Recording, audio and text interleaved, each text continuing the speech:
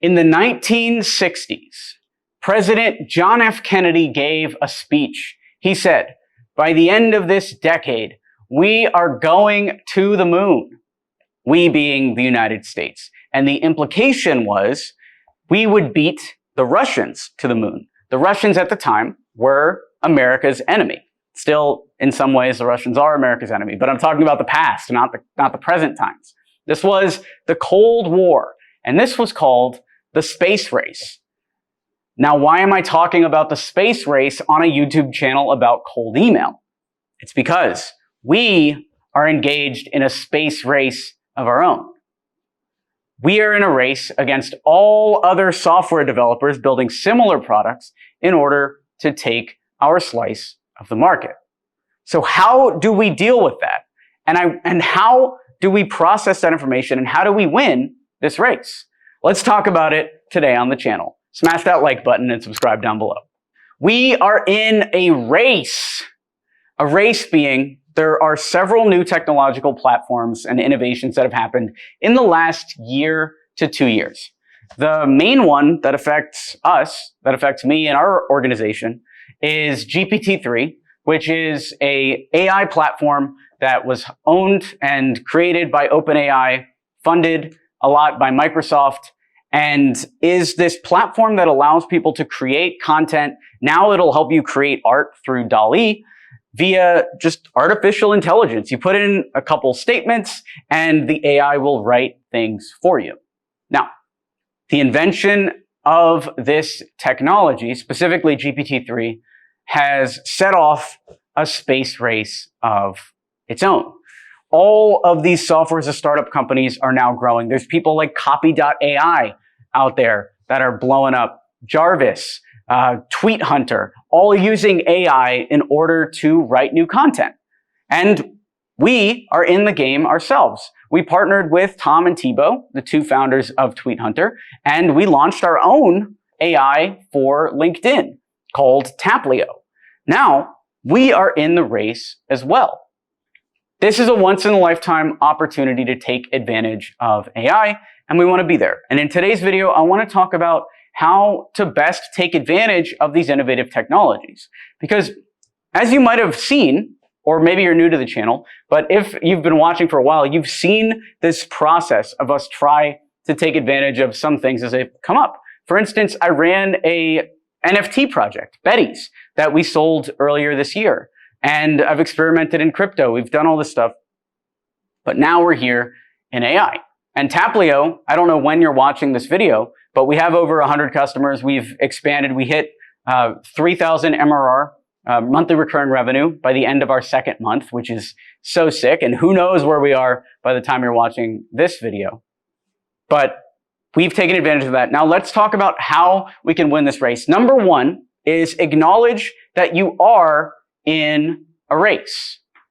Whoever masters AI content will win. We all have the puzzle piece that is GPT-3. GPT-3 is like the operating system. It's like Windows. But now we're all building apps on top of it.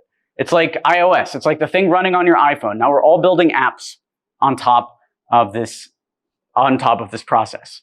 So which app will be superior? First step is acknowledge you're in a race, because if we don't acknowledge that everybody else could build an app on GPT-3, then we're not going to compete at a high enough level. Our team is out there grinding. We've figured out ways to pull so many LinkedIn posts that we can then put into our algorithm in order to improve GPT-3. None of the other platforms have access to the LinkedIn posts that we have. And I can't even tell you how we got them, but it was a very sneaky way that required a lot of brain power to figure out. So once you acknowledge that you're in an actual race, now your team is able to perform at the level they need to perform at. One, in terms of technology, but then two, in terms of marketing. When we understand that we're in a race, now we're going to be more aggressive about our marketing. Notice how much more I talk about Taplio and LeadShark than I did about X27. I barely mention X27. I barely mention our agency. In fact, I was talking about our courses a lot more. Why am I talking about these SaaS startups more than the courses? It's because the courses are here, they're growing, but the SaaSes are highly competitive.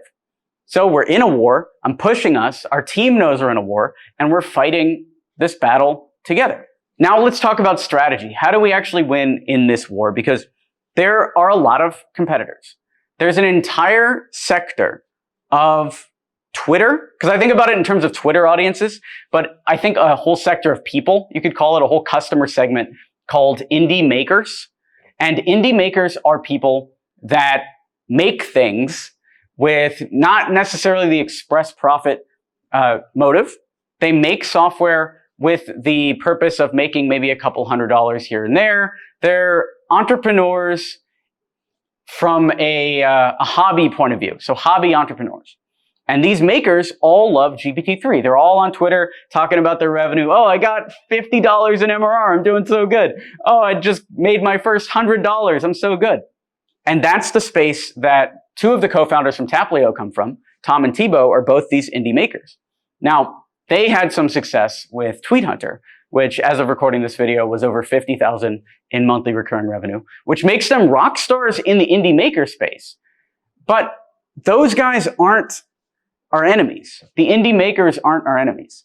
And that's the other thing I wanted to get across. If you consider yourself an indie maker, if you think you're one of these people that is proud of making their first dollar online or making their first $100 with software, you need to move out of that category as soon as possible. Because when I see $3,000 a month, when I see $3,000 a month, I think that's barely enough to sustain a business. And even when I see something like Tweet Hunter, which is $50,000 a month, think about it like any other business. If an agency only made $50,000 a month, they wouldn't even be called a seven-figure agency. They would be tiny. But in the maker space, that's such a huge accomplishment.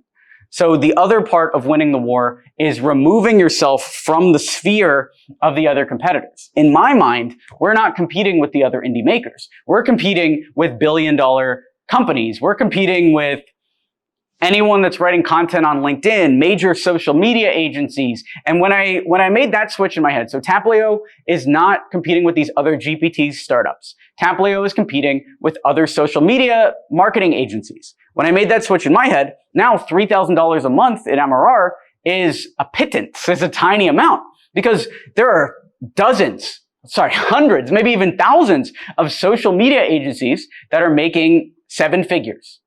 $88,000 a month or more. There are dozens, maybe even hundreds that are making 8 figures a year. So when I see the market for Taplio and for AI LinkedIn content, I don't see us competing against these indie makers. And that has allowed us to jump them. We didn't get $100 in revenue over the course of 2 months.